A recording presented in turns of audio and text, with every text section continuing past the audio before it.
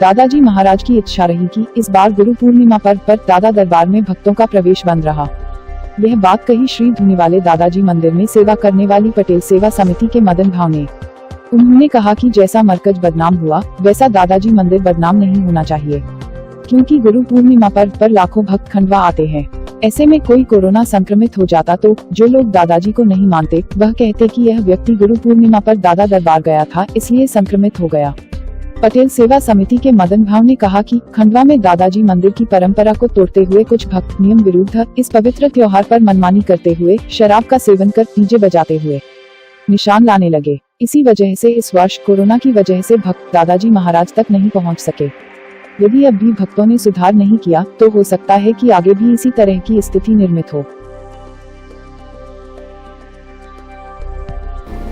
देखिए, वो होना तो चाहिए था सब कुछ, लेकिन जो कोरोना का प्रकोप है और बीमारी है उसको देखते हुए जो प्रशासन ने निर्णय लिया उसलिए हमने सहमति इसलिए दिखाई कि अपने यहाँ जो 2-3 दिन का आने का लोग भक्तों का सिलसिला रहता है 4 से 5 लाख लोगों का रहता, और सीमित संख्या का अगर बोलते हैं अपन तो बैतूल वालों को अपन किसको सिलेक्ट करते कि तुम इतने लोग आओ कि पांडुरनाथ से इतने आओ कि नागपुर से इतने आओ, ये भी एक प्रॉब्लम था। इसलिए उनके निर्णय में हमने सहमति इसलिए दी कि ना अपन मैनेज कर पाएंगे इस चीज़ को, ना ट्रस्ट मैनेज कर पाता था। हमारी बातचीत आपस में हो ही गई थी पहले। हम अंदर भले ही कुछ कम लोगों को छोड़ते, लेकिन शहर में जो गर्दी होती है उससे शहर भी संक्रमित होता है, और कोई भक्त अगर यहाँ से संक्रमित होकर जाता और उधर जाने के बाद वो पॉजिटिव होता है तो जो दादाजी के भक्त है वो तो ठीक है, कुछ नहीं बोलते, लेकिन जो दादाजी के भक्त नहीं है वो क्या बोलते कि दादाजी वालों ने कोरोना ले आया हमारे।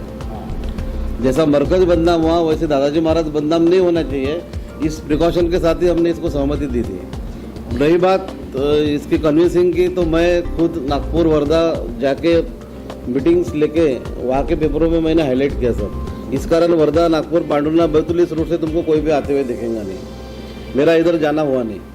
जलगांव साइड ये लोग गए थे, मुकेश नागोरी वगैरह गए थे, उन लोगों ने समझाया फिर भी उन लोगों को, और कुछ लोगों को तो हमने ये भी बोला था कि 30 तारीख तक आना जाना चालू है यहाँ पे। तुम्हारी जो परंपरा है निशान की, पैदल मत आओ, लेकिन निशान के झंडे कोई भी गाड़ी में लेके 3-4 जने बैठ के अपने निशान पेश करके चले जाओ। तुमको ऐसा नहीं लगे कि इस साल हम निशान पेश नहीं कर पाए। ये भी हमने उनको दिया था सजेशन। और मैं चाहता हूँ कि देखो, ये इसमें पूरी दादाजी महाराज की कोई इच्छा है। मैं सविस्तर रूप से बोलना चाहूँगा अभी इस मामले में।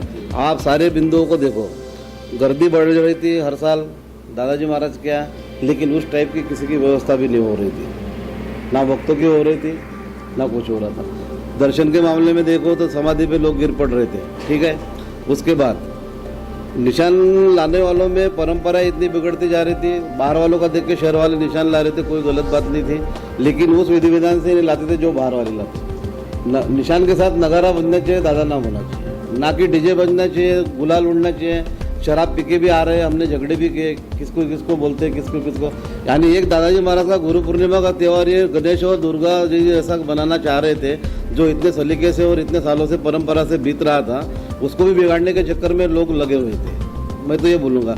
और दादाजी महाराज ने सारी चीज़ों को देख के मेरे को, तुमको और सबको पनिशमेंट दी है। मैं बोलता हूँ कि इसमें से कुछ अगर सुधरते हो तो आगे सब कुछ ठीक रहेगा, नहीं तो ऐसा ही होते रहेगा। कुछ अब और कोई महामारी आएंगी फिर कुछ होगा।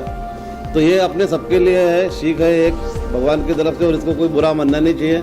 और अपने अपने घर में बढ़िया इत्मीनान से दादाजी महाराज का भजन करके गुरु पूर्णिमा मना चाहिए। हो सकता है दादाजी इस साल सबके घर में चले जाए।